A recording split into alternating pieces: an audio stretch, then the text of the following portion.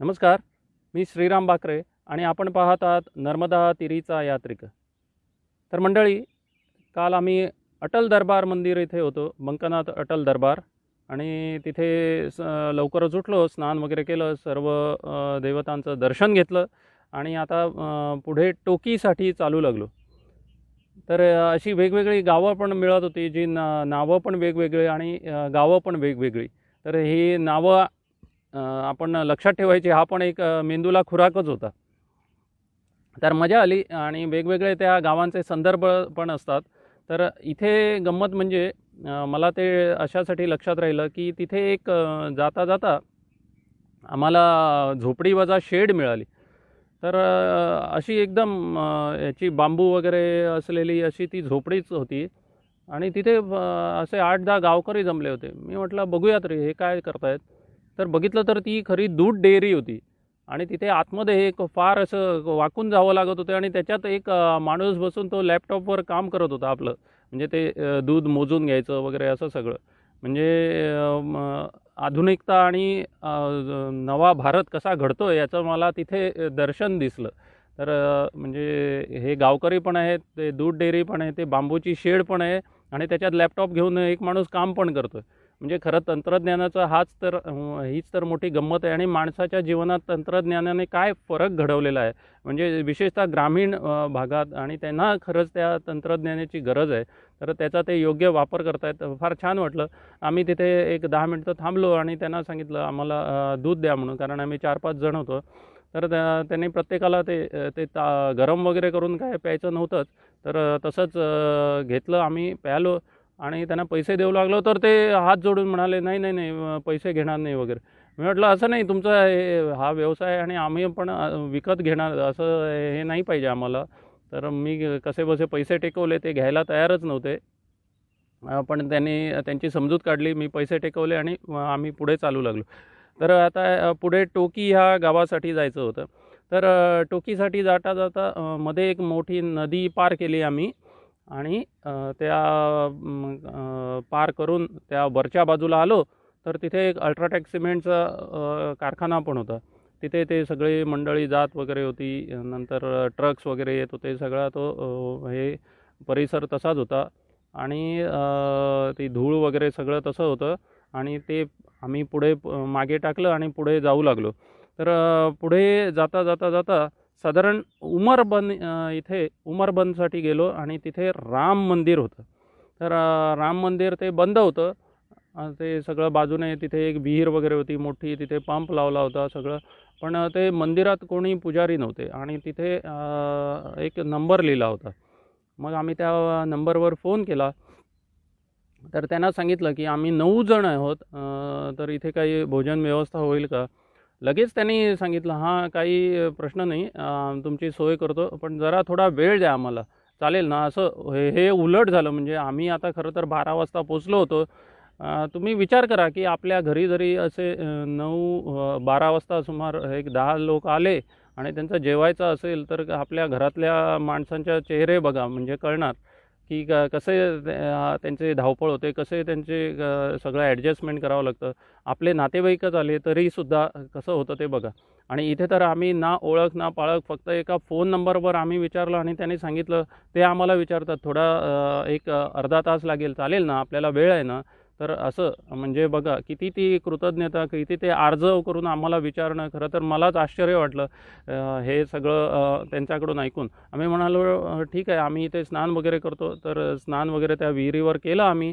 आणि ते 1-1:30 वाजता ते आम्हाला न्यायला आले. आणि असं ते त्यांच्या बाजारात ते घर होतं आणि त्या एका पहिल्या मजल्यावर आम्हाला घेऊन गेले. आणि बघतो तर काय, तिथे सगळ्या त्या आजूबाजूच्या गृहिणी वगैरे आल्या होत्या आणि त्यांनी लगेच तो स्वयंपाक वगैरे केला होता. मलाही आश्चर्य वाटलं, कारण त्यांच्या घरातली फार 2-3 मंडळीच होती त्या दिवशी. त्यांनी बोलता बोलता सांगितलं आणि बाजूच्या गृहिणी येऊन मदत करतात, परिक्रमावासींची सोय करतात, असं मला नंतर समजलं. तर त्यांनी काय करावं की त्यांचा मोठा हॉल होता आणि त्याच्यात आम्हाला सगळ्यांना बसवलं आणि पहिल्यांदा आमचे पाय धुवून असे पूजा केली. असा तिलक वगैरे लावून पाय धुवून आरती दाखवून आणि मग भोजन प्रसादासाठी आम्हाला आग्रह केला.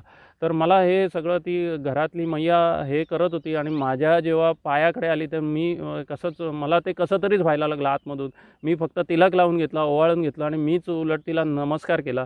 कारण आपण बघा किती दूरहून आलो आणि एक मैया आमच्या पायाला हात लावून नमस्कार करते आणि ती वृद्ध अशी मैया त्या घरातली. तर मला ते खरोखरच असं आतमधून भरून आलं. आणि बघितलं तर काय, त्या पुढच्या एका कॉटवर त्या घरातले जे यजमान होते ते बसले होते, म्हणजे पाय सोडून असे बसले होते. मग त्यांनी बोलता बोलता सांगितलं की 5 महिन्यापूर्वी त्यांना ॲक्सिडेंट झाला होता आणि त्याच्यात त्यांचा पाय आणि असं छातीला वगैरे दुखापत झाली होती.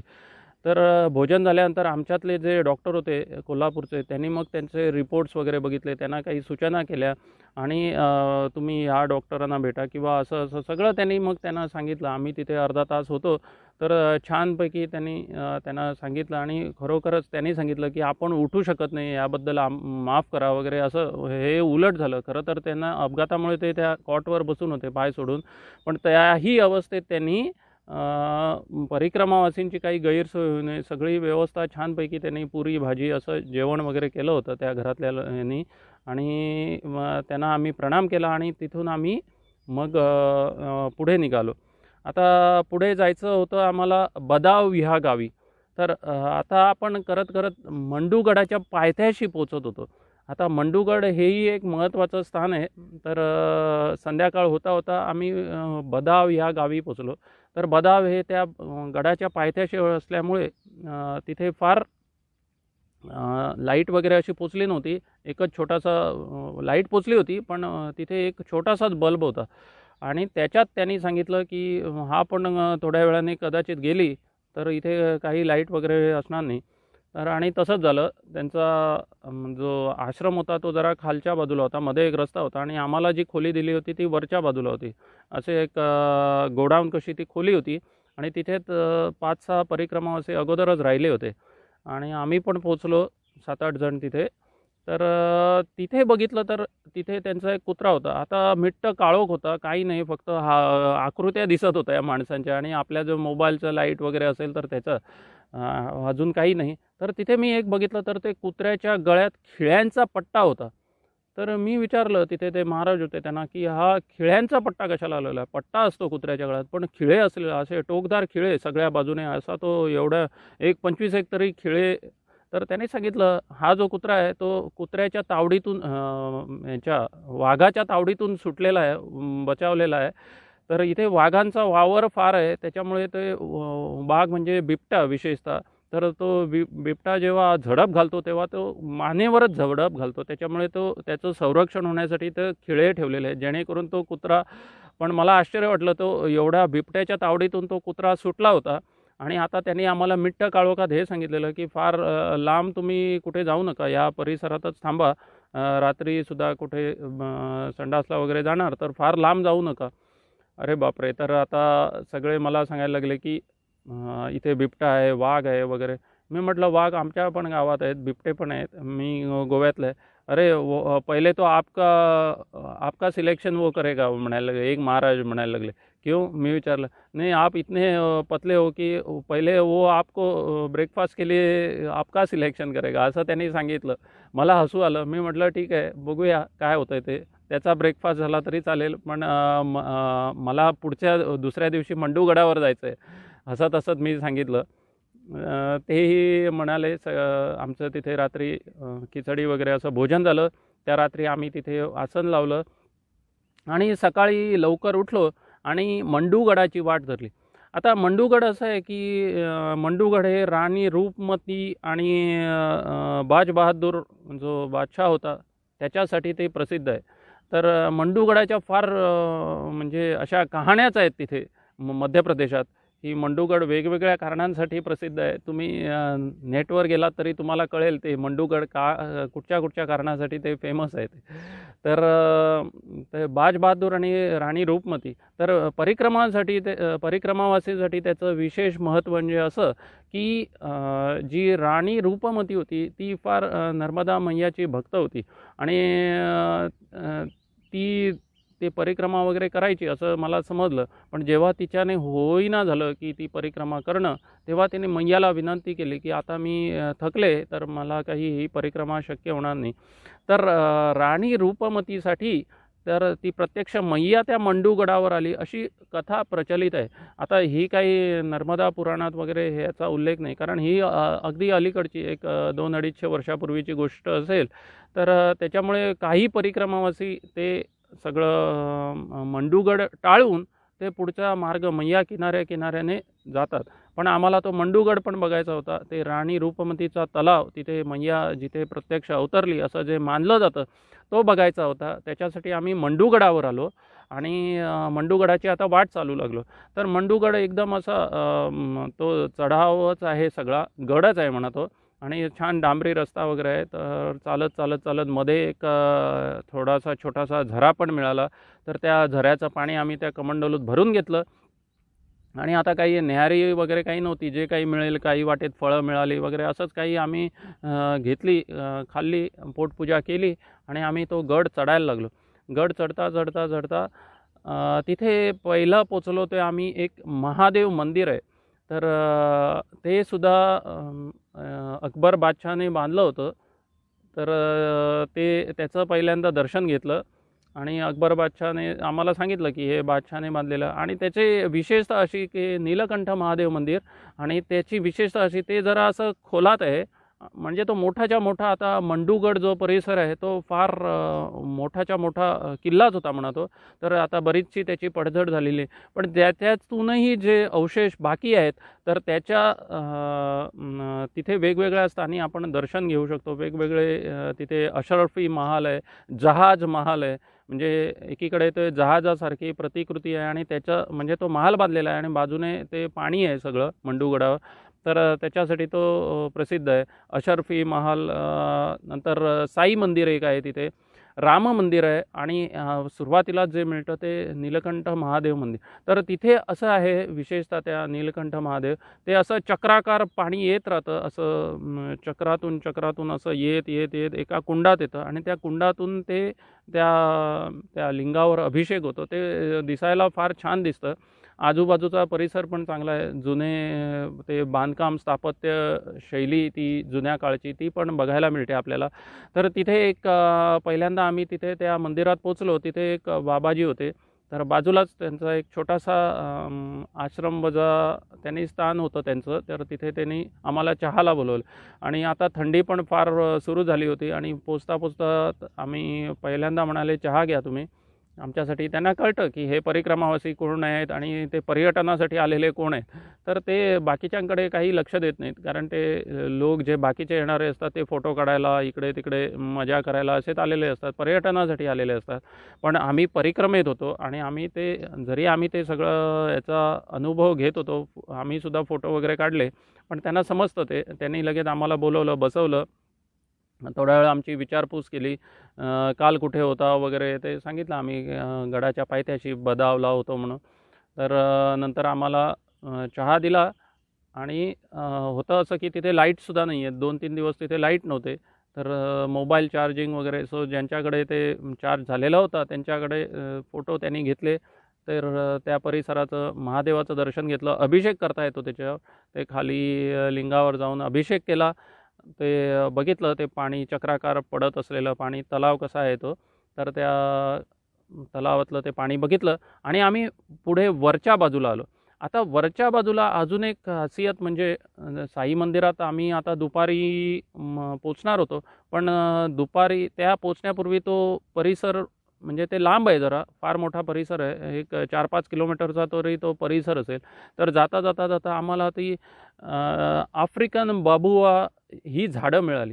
आता ही फार दुर्मिळ बबुवा वृक्ष तुम्ही बघितले असतील किंवा इकडे त्यांना कदाचित गोरख चिंच म्हणत असतील, मला नक्की माहीत नाही. पण ती गोरख चिंचेसारखे त्यांचे ते झाडं होती आणि ती झाडं लगेच तुमच्या नजरेतच भरतात, कारण त्यांची इतर झाडांसारखी ती नसतात. मला असं समजलं की टांझानिया वगैरे या प्रदेशात ती झाडं होतात, आफ्रिकन झाडं आहेत ती. पण तिथे सुमारे ती 25 एक झाडं आहेत आणि ती लगेच आपल्या ठळक नजरेत भरतात. ती 30-30, 40-40 मीटर अशी उंच जातात आणि त्यांचा घेर एवढा असतो की एकीकडे मी असं वाचलं की एक छान दुकान त्याच्यात होऊ शकतं, बस शेड होऊ शकते, त्याच्यात एक तुरुंग पण केलेला आहे असं त्या टांझानिया, आफ्रिकात वगैरे असं, म्हणजे एवढ्या कामासाठी त्याचा उपयोग होतो. आणि 3-3 हजार वर्ष जुनी, म्हणजे कार्बन डेटिंग ज्याला आपण म्हणतो, तर त्याच्यामुळे त्यांचं आयुष्मान काढलेलं आहे. तर ते 3-3 हजार वर्ष जुने असे ते वृक्ष आहेत आणि खरोखर त्या मंडूगडावर ते वृक्ष आहेत. बाकी कुठे ते दिसत नाहीत, पण त्या मंडूगडावर दिसतात. आता मलाही आश्चर्य वाटलं की इथेच हे कसे मंडूगडावर आहेत, ते कुठून आले, कसं त्यांची तिथे उत्पत्ती झाली वगैरे. खरोखरच हाही एक संशोधनाचा विषय आहे. आणि ते मंडूगड हेच एक गूढ रहस्य असं आहे सगळं. मध्य प्रदेशमध्ये मंडूगड हा प्रसिद्ध असं पर्यटन स्थळ पण आहे. आता तिथे रोपवे वगैरे करण्याचा विचार चालू आहे, होईल तेव्हा होईल. पण ते मंडूगडावर ते लक्षात राहण्यासारखं म्हणजे ते बबुआ वृक्ष. तर त्याला एक अशी मोठी कमंडलूसारखी फळं लागतात आणि ती फोडून खाल्ली पण जातात. ती विकायला पण तिथे असतात मंडूगडावर. त्याची पावडर पण मिळते आणि अशी चिंचेसारखं असं ते आंबट गोड असे ते चॉक पावडर नसते, एखादा खडू खातोय आपण तसा, तर तो आंबट गोड असा तो हे असतो, लागतो त्याची चव. तर ती पण तिथे विकायला होती. आम्ही बाजारात पोचलो करता करता आणि तिथे बघितलं तर एक चतुर्भुज रामाचं, भारतातील एकमेव असं जे रामाचं स्थान आहे, रामाची मूर्ती आहे, तर ती मंडूगडावर आहे. एरवी आम्ही बघतो ज्या रामाच्या मूर्ती ते 2च हात असतात असे, पण हे चतुर्भुज रामाचं एकमेव मंदिर भारतातलं जे मंडूगडावर आहे, तर त्याचंही दर्शन घेतलं. राम, जानकी, सीता असं ते लक्ष्मण असं ते मूर्ती आहेत, त्यांचं दर्शन घेतलं. बाजूला तिथे रामधून चालू होती, तिथे पण महाराज होते आणि तो परिसर सगळा फिरून बघितला आम्ही मंदिराचा. तर तिथे मोठीच्या मोठी घंटा आहे आणि सगळ्यात मला जर काही लक्षात राहिलं तिथे, तर तिथे एक कविता केली होती. तर त्या कवितेचा आशय असा होता की माझा त्या दिवशी मोबाईल चार्ज नव्हता, म्हणून मी ती कविता फोटो वगैरे घेऊ शकलो नाही. तर त्याचा आशय मी तुम्हाला सांगतो की त्याच्यात असं म्हटलं होतं की इथे ह्याचं फरक कसा येतो बघा. तर तुमच्याकडे धन, ऐश्वर्य, सगळं सत्ता असेल, तर ती सत्ता काही उरत नाही. सत्तेचा माज कधी ना कधी उतरतो. जिथे मोठे मोठे महाल होते, जिथे अत्तराचे दिवे जळत होते, त्या ठिकाणी आता ती वटवाघळं फिरत आहेत. पण ज्या सत्ता आणि भक्ती ह्याच्यात कसा फरक असतो बघा. पण ज्या ठिकाणी रामाची धून चालू होती, ज्या रामाच्या मंदिरातली घंटा वाजत होती, त्या भक्तीच्या जोरावर अजूनही ती घंटा वाजत आहे. पण ते अत्तराचे दिवे आणि जे ऐश्वर्य संपत्ती जे होतं ते सगळं लयाला गेलेलं आहे. म्हणजे सत्तेचा भ्रम उतरतो, सत्तेची धुंदी उतरली जाते, पण भक्तीचा सुगंध वाढत जातो. अशा आशयाची ती कविता होती तिथे आणि फार छान मला वाटलं ते. आणि खरोखरच अजूनही तिथे ती रामधून चालू आहे, जी त्यावेळी चालू होती ती अजूनही चालू होते. पण बाकीचे सगळे पडझड झालेले, ओसाड झालेला आहे सगळा प्रदेश तो. तर त्या सगळ्या दर्शन घेत अशरफी महाल बघितला, तिथेही पडझड झालेली आहे. नंतर जहाज महाल त्याचे थोडंफार आम्ही बघितलं, फोटो घेतले बाकीच्यांनी वगैरे. आणि आम्ही पुढे आलो. ते पुढे एक साई मंदिर आहे. तर साई मंदिरात आम्ही पोचलो. तिथे महाराज होते, त्यांनी सांगितलं की त्यांनी स्वतःच्या खर्चाने ते साई मंदिर उभारलेलं आहे आणि त्या साई मंदिरात आम्हाची व्यवस्था केली त्यांनी. तिथे फार छान ससे होते, बदकं होती आणि असं शिवलिंग वगैरे त्यांनी स्थापन केलेलं होतं. तिथे एक आम्हाला महाराज मिळाले. ते म्हणाले, मी पण परिक्रमेत आहे. आम्ही विचारलं किती वर्ष आली? नाही, गेली 30 वर्ष माझी परिक्रमा चालू आहे म्हणतात. 30 वर्ष? मला वाटलं ते चुकून म्हणतायत की काय, पण ते म्हणाले नाही, 30 वर्ष आपण आहोत परिक्रमेत, अजून माझी पूर्ण झालेली नाही, आपण परिक्रमाच करतोय. जिथे राहतो तिथे 5-6 वर्ष ते राहतात त्या स्थानी, तिथे काही सेवा करतात. आतासुद्धा ते छान चंदनाचा लेप वगैरे त्या शिवलिंगाला लावत होते. ते पूजा झाल्यानंतर आमच्याही कपाळी त्यांनी गंध लावलं. छान त्या ह्याचा वास, अष्टगंधाचा वास वगैरे असं ते छान गंध होतं. आणि अशी त्यांची ती परिक्रमा चालू होती. त्यांनी सांगितलं आम्हाला पुढे कसं जायचं वगैरे. असं तिथे भोजन केलं आम्ही, थोडा वेळ विश्रांती घेतली आणि तो परिसर बघत बघत आम्ही आता येऊ लागलो. तत्पूर्वी झालं काय की काल बदाव इथे येताना आम्हाला एक छान तलाव लागला होता आणि मोठाच्या मोठा तो तलाव, त्याच्या काठाकाठाने आम्ही चालत होतो आणि त्या बदाव या गावी म्हणजे मंडुगडच्या पायथ्याशी पोचलो होतो. आणि आज तो तलाव आम्हाला वरून एखाद्या ठिपक्यासारखा दिसत होता. म्हणजे छान असं ते निळा निळा ठिपका तो खाली, आणि आम्ही फार उंचावर होतो, तर असं ते छान प्रतिबिंब पडलं होतं. आणि तो तलाव अजूनही माझ्या लक्षात आहे. एवढा मोठाच्या मोठा तलाव होता, काल आम्हाला दिसला होता आणि आज तो एखाद्या ठिपक्या एवढा दिसत होता वरून. तर आता आम्ही तो मंडुगड उतरायला लागलो. संध्याकाळ होता 3:30 वाजता. तर त्याने आम्हाला सांगितलं, तुम्ही जर परत आलात तसे जर गेलात त्याच बाजूने, म्हणजे तो मोठाच्या मोठा चौपदरी असा तो महामार्गच होता मंडुगड जेव्हा आम्ही चढलो होतो. तर त्यांनी आम्हाला सांगितलं की तुम्ही आता तिथून न जाता तुम्ही त्या काकड्या वगैरे विकणारे लोक होते, त्यांच्या मागच्या बाजूने एक छोटीशी निमुळटी पायवाट होती. तर त्या मार्गाने गेलात तर तुम्ही लगेच खाली एक राम मंदिर आहे भगवाना म्हणून, भगवाना या गावात, तिथे पोचाल तुम्ही. आणि जर तुम्ही त्या महामार्गाने गेलात तर तुम्हाला फार वेळ लागेल म्हणायला लागले, एक 3-4 तास लागतील, पण इथून तुम्ही साधारण 2 तासात पोचाल म्हणून भगवानाला. तर आम्ही म्हटलं मग ही वाट चांगली आहे. वाट चांगली आहे ते हसले त्यांनी जेव्हा सांगितलं वाट चांगली आहे, बघा तुम्ही जमतं आहे तर. आम्ही पुढेपर्यंत पोचलो, ती निमुळटी होत होती आणि आता तो गड उतरायचा होता. आणि तो गड उतरताना अक्षरशः मोठे मोठे दगड होते, एवढीशी पाय ठेवायला जागा होती.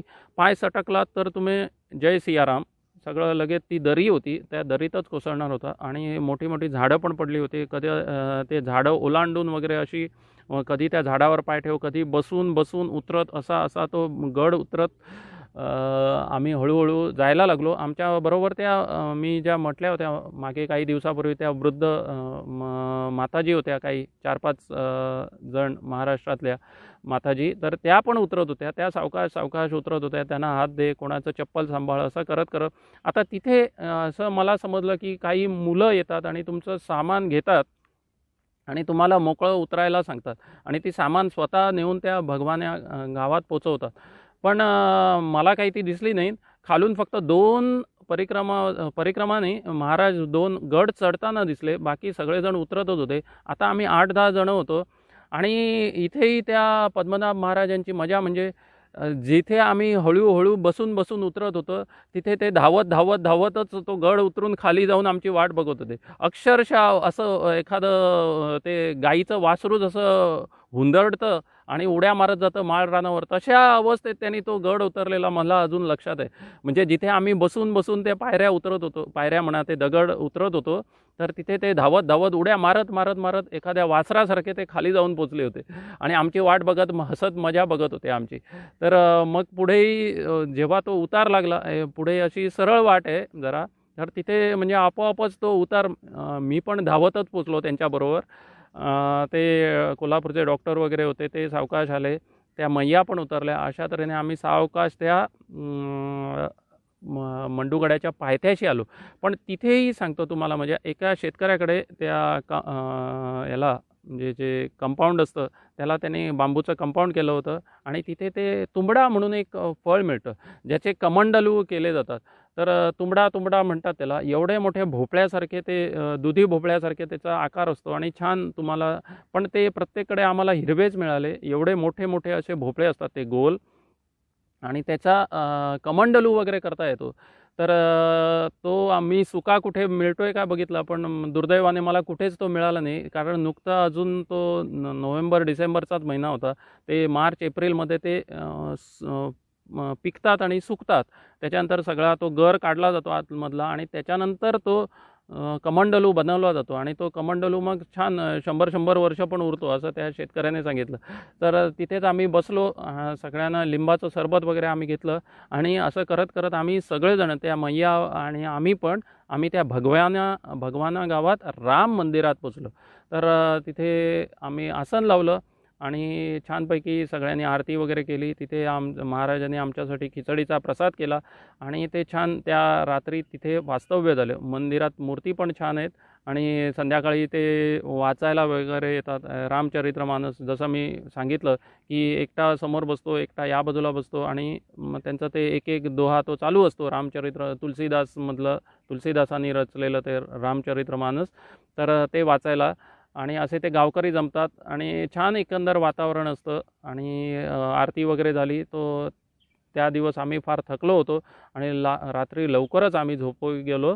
तर आता पुढे बघूया आपण पुढील भागात काय होतं ते. तोपर्यंत सर्वांना नर्मदे हर, नर्मदे हर, नर्मदे.